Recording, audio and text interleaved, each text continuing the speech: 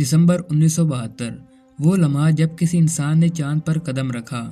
Apollo 17 के बाद इंसान जमीन के महफूज ऑर्बिट से कभी बाहर नहीं गया और 50 साल के अरसा के गुजरने के बाद जब हम 2026 में खड़े हैं तो नासा एक ऐसे मिशन की तैयारी कर रहा है जो इंसान को जमीन के लो अर्थ ऑर्बिट से बाहर डीप स्पेस में ले जाएगा। ये मिशन चांद पर लैंड तो नहीं करेगा मगर चांद पर वापसी की बुनियाद जरूर रखेगा।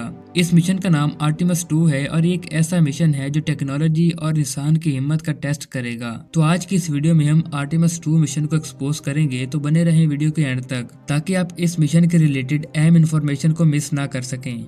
SLC यानी स्पेस लॉन्च सिस्टम जो आर्टेमिस 2 को स्पेस में ले जाएगा, जो कि दुनिया का जदीद तरीन और ताकतवर तरीन रॉकेट है। ये रॉकेट तकरीबन 98 मीटर ऊंचा है और लॉन्च के वक्त तकरीबन 8.8 मिलियन पाउंड का थ्रस्ट पैदा करता है। इसके ऊपर ओरियन स्पेस क्राफ्ट नस्ब है जो एक जदीद तरीन कैप्सूल है और इसके अंदर 4 इंसान तकरीबन 10 दिन स्पेस में गुजारेंगे। जमीन से हजारों किलोमीटर दूर किसी फौरी रेस्क्यू का कोई इम्कान नहीं होगा। हर चीज ओरियन और इसके सिस्टम्स पर डिपेंडेंट होगी। आर्टेमिस 2 मिशन के क्रू में 4 एस्ट्रोनॉट्स शामिल हैं, जिनमें रेड वाइसमैन जो कि मिशन के कमांडर हैं, विक्टर ग्लोवर जो कि इस मिशन के पायलट होंगे, क्रिस्टियाना कोच जो कि इस मिशन की स्पेशलिस्ट होंगी और जेरेमी हैंसन जो इस मिशन में शामिल होने वाले पहले कैनेडियन एस्ट्रोनॉट होंगे। ये वो इंसान हैं जो आधी सदी के बाद जमीन की महफूज हदों को पार करेंगे। लॉन्च के बाद आर्टेमिस 2 फौरन चांद की तरफ रवाना नहीं होगा। पहले तकरीबन 1 दिन तक ये जमीन के गिर्द हाई अर्थ ऑर्बिट में रहेगा, जहां ओरियन के नेविगेशन, लाइफ सपोर्ट और कम्युनिकेशन सिस्टम्स को पहली बार इंसानों के साथ मुकम्मल तौर पर टेस्ट किया जाएगा।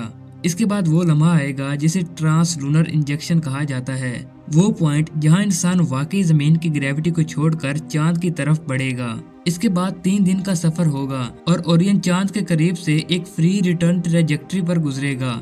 ये स्पेसक्राफ्ट चांद के उस हिस्से के करीब से गुजरेगा जो जमीन से बराह रास्त नजर नहीं आता। इसी दौरान चंद लम्हों के लिए जमीन और ओरियन के दरमियान राब्ता भी आर्जी तौर पर खत्म हो जाएगा। एस्ट्रोनॉट्स के लिए एक ऐसी खामोशी छा जाएगी जो इन्हें स्पेस की गहराई का एहसास दिलाएगी। स्पेस खूबसूरत तो है मगर बेरहम भी। जैसे ही ओरियन जमीन के मैग्नेटिक फील्ड से बाहर निकलेगा तो इसके क्रू को शदीद रेडिएशन का सामना होगा और सबसे नाजुक मरला होगा वापसी का। जब ओरियन जमीन के एटमॉस्फेयर में दाखिल होगा तो इसकी रफ्तार तकरीबन 40,000 किलोमीटर फी घंटा होगी। इस लम्हे हीट शील्ड को इंतहाई शदीद टेम्परेचर बर्दाश्त करना होगा, क्योंकि यही वो मरहला है जो मिशन की कामयाबी या नाकामी का फैसला करेगा।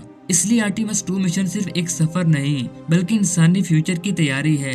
यही मिशन तय करेगा कि हम आर्टेमिस 3 में चांद पर दोबारा कदम रख सकते हैं या नहीं, और यही रास्ता आगे जाकर मरीख तक जाएगा। नासा इस मिशन को 2026 में लॉन्च करने की तैयारी कर रहा है, मगर हतमी तारीख सिर्फ तब तय होगी जब हर सिस्टम मुकम्मल तौर पर महफूज साबित हो जाए। ये सवाल अब पूरी इंसानियत के सामने है, क्या हम दोबारा चांद पर जा पाएंगे और क्या मरीख हमारा अगला घर बन सकता है या नहीं। अगर इंसान चांद पर जाने के बाद मार्स यानी मरीख पर जाता है तो वो कैसे जाएगा और उसे मार्स यानी मरीख पर पहुंचने के बाद किन मुश्किलात का सामना होगा। तो इस पर हमने एक डिटेल वीडियो बनाई है जिसे आप यहाँ पर क्लिक करके देख सकते हैं।